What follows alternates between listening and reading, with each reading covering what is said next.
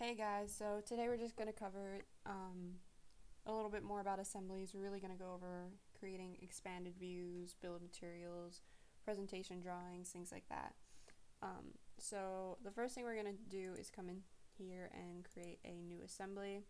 I've already created all of the parts that we need for our assembly today, but if you want to follow along, you can go to figure 5-24, which can be found in your slide chapter 5 slides, and we'll be creating these in millimeters. So for the assembly, we're going to click standard millimeter.iam as our option because we are working with millimeters. And first thing we're going to do is we're going to come in here and place our block. So we're going to place our bottom block. And we're going to look at how this is oriented. In this case, because we want it to be easier on ourselves when we are creating our drawing, we're going to come in here and we're going to reorient the way that it is viewed in our home view. So we're going to click here, we're going to click right click it, and we're going to click place grounded at origin. So for some reason, it does not want to be, set at the correct home view, but we're just going to come in here and we're going to click set current view as home, fixed distance. All right, so now it's grounded. This is our home view, and everything is set the way that we want it to be. Now we're going to come in here and we're going to click block bottom. We're going to place, not block bottom. We're going to place block top, and again, rotate it, just to make it easier on yourself later on. And we're going to also place this post in and click OK. So now what we want to do is we want to constrain these. So we're going to want this top face of this bottom block to be touching this bottom plate of the top block. So we'll click this bottom face of the top block and the top face of the bottom block and click OK, and we're going to use the mate function in this case, and we'll click apply, and then we're going to come over here and we want these these faces on our front side to be flush with one another. So we're going to apply that, and then we're going to make sure that these faces here are also flush. From there, we can now insert this post. So you're going to want this dotted green arrow to go through it when you are hovering over it, and once it is, you'll click OK. And then you'll come over here and you'll place it inside the actual assembly, and we'll click aligned. We'll click apply. So now it's fully constrained, and we can check that, well, not fully, but there is a rotational constraint. But we don't care in this case about constraining that, so we're just going to leave it, and we're going to click File, and we're going to Save As, and we're just going to override our last assembly. Actually, no, we'll call it Assembly 3,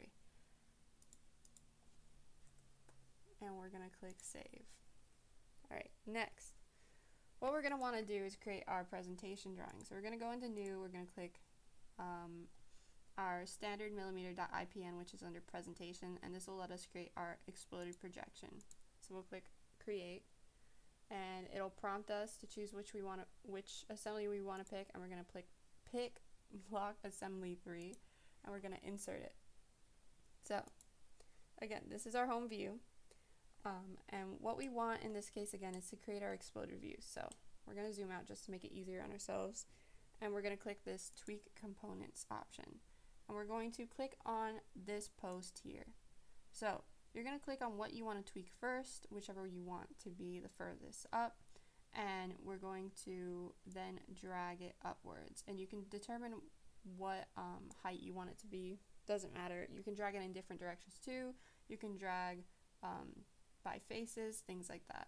And this duration over here just indicates how long this tweak will take, so how long it'll take to get to the top. Then we're going to come in here and we're going to pull our next component upwards. And again, this is the duration, and this is how high it's pulled up, and we're going to just click this OK button. Now, because we're going to put this into a drawing later, what we want to do is come in here and hide these trail segments. So we're going to right click on the trail and then go under Hide Trail Segment and click Current for both of these. Don't delete the trail, or it will end up deleting the tweak.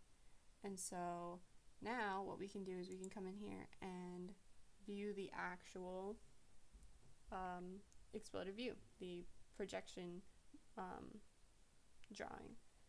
So, or presentation drawing, whoops. So I'm just going to create a snapshot just so that we have one, and what we're going to do is come over here and we're just going to save it, and again we're going to call this block assembly3.ipn. Save. Now we can go into create drawing view, and we're going to go into, actually what I'm going to do first is make our lives easier, and we're going to make this our current home view. That should, yeah,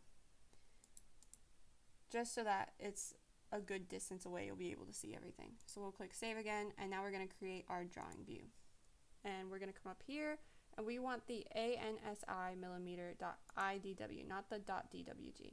And there are templates that are available, but we're just going to stick with this basic template for now.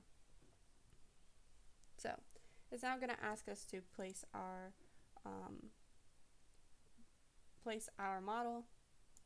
So it's now going to ask us to come in here and place our model. So we're going to go to our base, and what we want in this case is our top view, just so that it's oriented in a certain way, and we're just going to make this a scale of 1 for now. Before we do anything else with it, we should come in here and change our sheet size, and we're going to change it to a sheet A size, and we're going to also delete this title block and come in here and add in the smaller title block, and we'll drag this back down here. And so we're going to come in here and we're going to create this projected view, and we'll click create. We only really need this top view up here, so we're going to click this and we're going to delete this, and we'll drag this towards the center of sorts. So now what we want to do is come in here and add in our assembly number balloons. So we're going to go to annotate, and we're going to go to our balloons. And so what you're going to do is you're going to click on your drawing, but make sure you click where you want the balloon to really be pointing off of. So here we're going to click OK, click OK. We're going to click once, and then you can click again to, like, you know, give it that edged look, and then you're going to right click and click continue, and now we're going to click the next piece again, click once, click again, click continue, and just do that for all of your parts. It doesn't have to look perfect. So the balloon number is going to be in the order that the parts were added to the drawing, but you usually want your largest parts to be your first, your lower number. So if this is our largest part, we would want it to be our number 1. Our second largest would be 2. Our third largest would be 3. In this case, that is, you know, pretty accurate. But if you wanted to go in and change it, you could come in here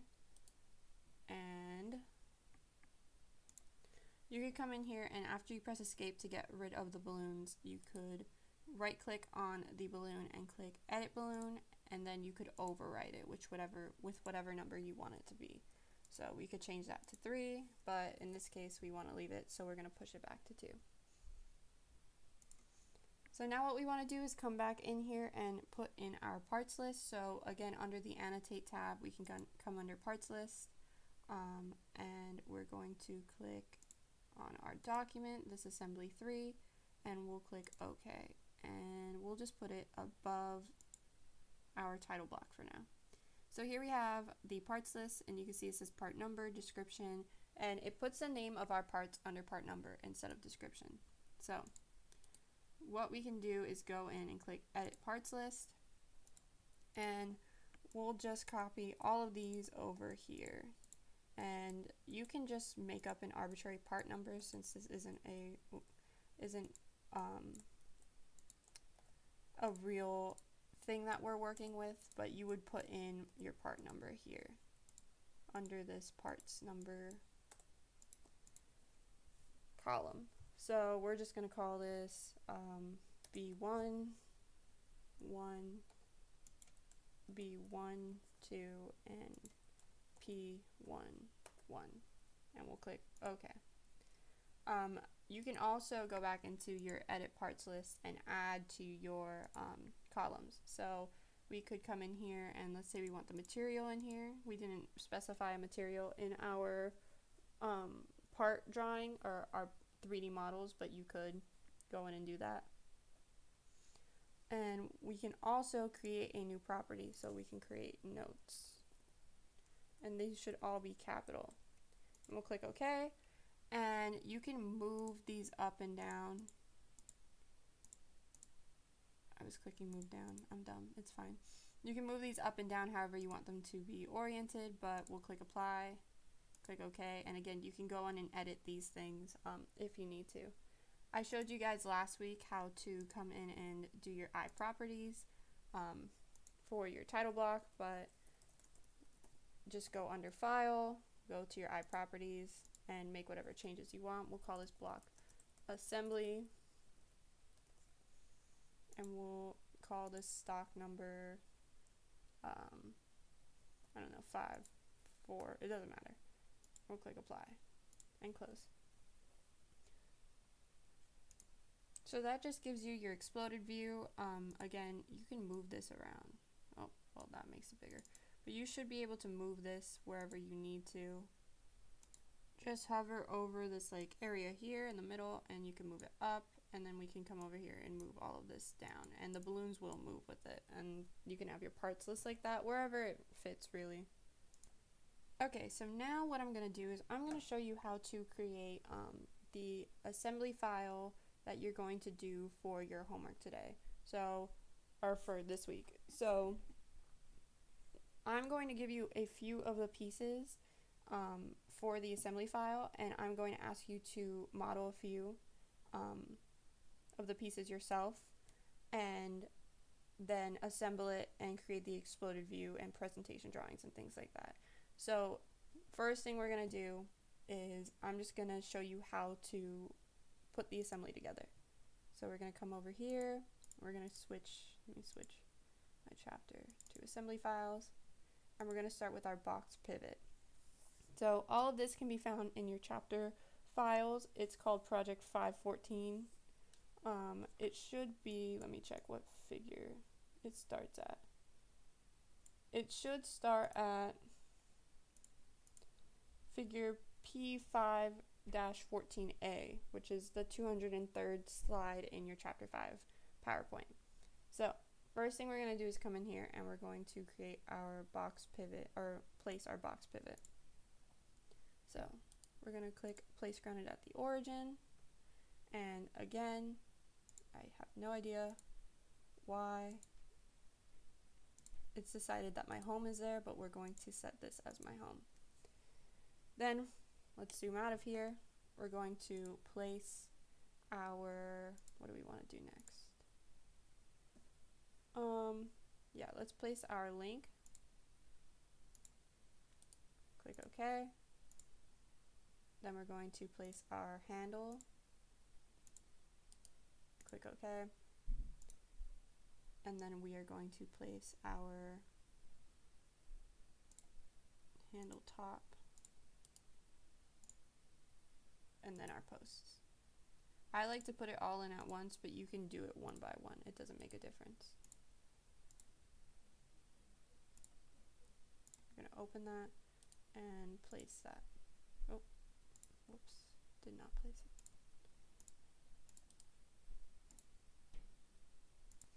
So this is what we're going to be working with here. This PowerPoint slide figure P5-14A. And so first thing we're going to do, you can see that this top hole here that is on this part is attached to this top hole up here. So we're going to come in here and we're going to constrain it. And so I'm going to use the mate function in this case and make sure that these arrows again are going through the center, and I'm going to go there.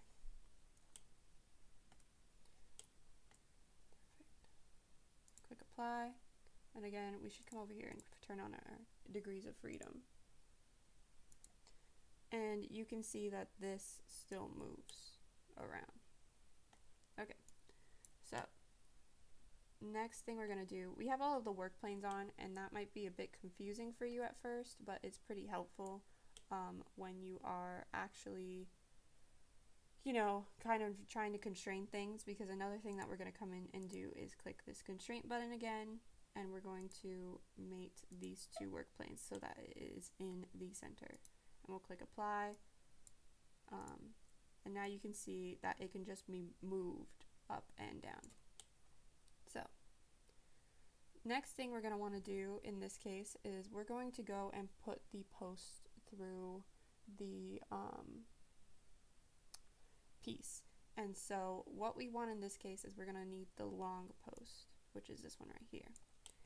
And we want to constrain it again.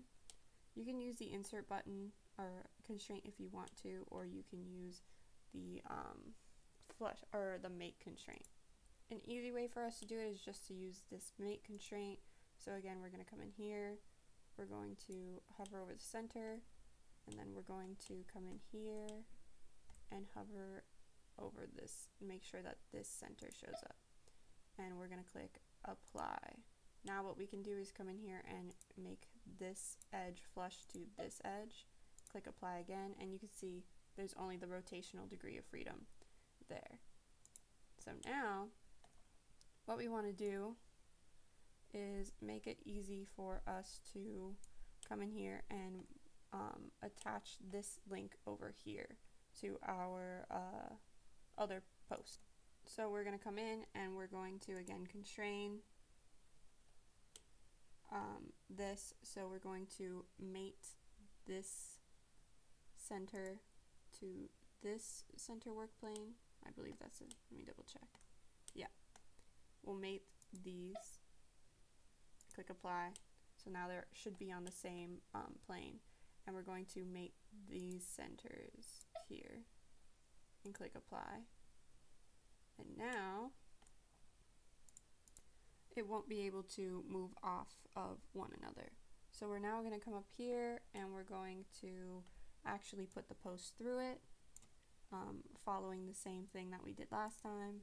So constrain in the center of this, click apply, and then we're going to do the flush constraint and click apply again.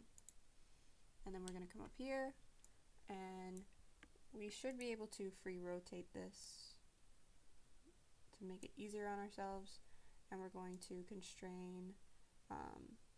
So now what we're going to do is we're going to constrain this top part of the handle to this part here.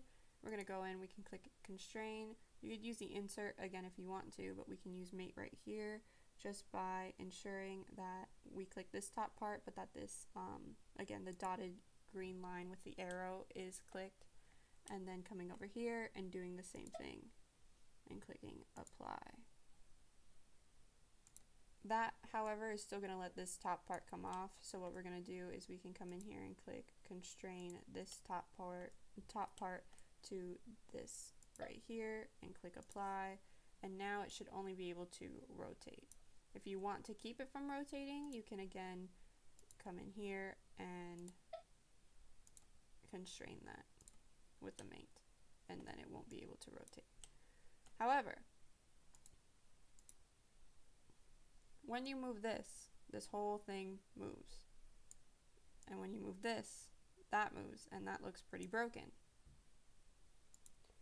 So to fix that problem, what we're going to do is we can come in here and we can constrain this work plane and this work plane. Oh, make sure you have angle on, and we're going to do this directed angle. So we're going to do that work plane, and then you could turn off some of your work planes to make it easier, but that work plane, and we're going to do -90. Oh, whoops, sorry, 90. It depends on which direction you click in and which plane you click first. That'll be what it determines the angle off of. So we're going to click 90 and click apply, and that should now fix that. When this changes, that changes at a 90-degree angle. You don't always want it to be like that. Obviously, you don't want this to be going through this bottom part, but you can play around with your constraints however you want to make sure that that doesn't happen. But in this case, this is fine to leave it like that. We can work on that later. So basically, now that I've shown you guys how to constrain this, again, you can do your constraints however you want. This is just an example. What I want you guys to do for this week's homework is create a few of the pieces that I did not create for you guys, like a few of the parts in this assembly, and then I need you guys to create the presentation drawing with the exploded view and the drawing with the parts list as well, that has the balloons and the items in the part list and things like that, and you can find those in these slides. Again, they're just located throughout here. So this shows you the presentation drawing. This is what the exploded view should look like. You can turn off the little threads if you'd like to, and this is what the parts list should look like, and you're just going to have to move things around so that it looks like this as much as you possibly can. And yeah, other than that, that's really all that we needed to cover this week, and if you have any questions, feel free to ask me.